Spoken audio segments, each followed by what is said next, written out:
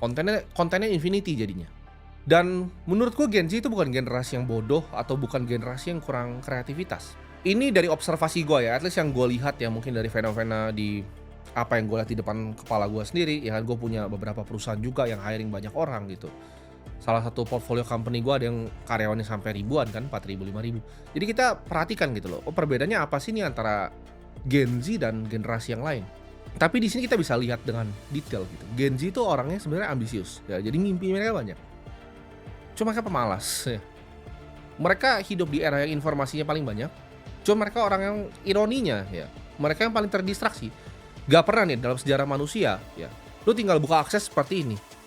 Kan gue selalu cerita sama lu semua, di saat awal gue mulai ya, ketika gue mulai umur 15 tahun, gue mulai 16 tahun, itu ketika gue mau cari informasi gue harus digest dari buku. Ya dan gue harus melatih yang namanya kesabaran dalam membaca buku. Jadi misalnya gue beli buku investasi nih, walaupun mungkin gue udah tahu 80%, tapi gue cuma untuk cari 20-nya aja itu gue mesti baca lagi tuh 400 halaman, ya. Walaupun kadang gue baca kayak gue udah tahu masih ada yang kayak kesel gitu kan, saya udah tahu, itu gue biasa gue catat, gue jadi notes. Jadi gue belajar untuk gue sabar dalam mengolah informasi. Tapi sekarang ini gampang sekali gitu. Buat kalian yang masih mungkin 20 tahun, 19 tahun sekarang, itu gampang sekali. Lu gampang sekali juga dapat dopamin ya. Lu tinggal scrolling TikTok sendiri, sedikit lu dapat hit dopamin. Makanya atensi orang sekarang jadi attention span-nya pendek. Ya untuk kalian konsumsi konten long format seperti ini lebih sulit untuk masuk ke otak kalian dibanding yang short form. Nah, short form ini yang banyak sebenarnya menurut gue pribadi itu ngerusak. Jadi banyak ide tapi pemalas generasinya ya, dan etos kerjanya menurut gue kurang. Dan generasi yang paling terhipnotis gue sebutnya sama media massa. Di setiap generasi ya, ini gue nggak cuma ngomong Gen Z. Setiap generasi itu cuma ada dua tipe orang ya. Orang yang mau jadi produsen sama orang yang mau jadi konsumen. Nah ini lu sendiri tinggal pilih lu mau jadi mana. Lu mau jadi produsen, lu mau bikin, lu mau jadi kreator gitu kan. Lu mau jadi builder, lu mau bikin sebuah company, lu mau bikin sebuah perusahaan, atau lu cuma mau jadi konsumen gitu.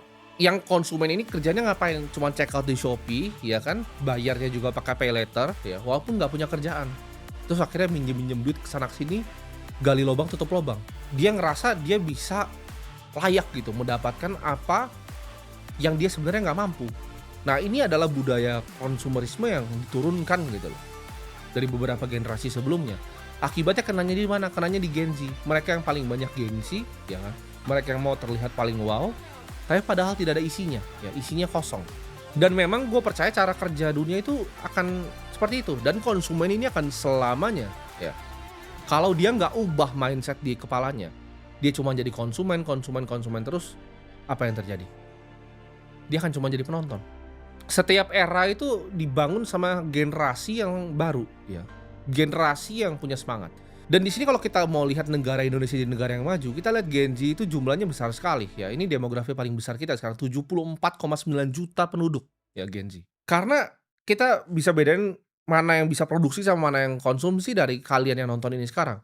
Dari yang nonton ini, beberapa dari kalian pasti ada yang sebenarnya udah produksi, ya. Kalian udah coba jualan, kalian udah coba bikin sebuah produk, kalian udah mikir coba bikin sebuah jasa. Walaupun mungkin belum jadi perusahaannya, mungkin perusahaannya belum besar besar banget gitu. Tapi kalian mulai, ada yang bahkan di sini udah Gen Z tapi udah punya beberapa orang ya, udah bikin lapangan pekerjaan untuk orang banyak, udah bantu putar roda ekonomi. Tapi di satu sisi ada juga Gen Z yang cuman ibaratnya nonton Netflix. Jadi dia tidur ya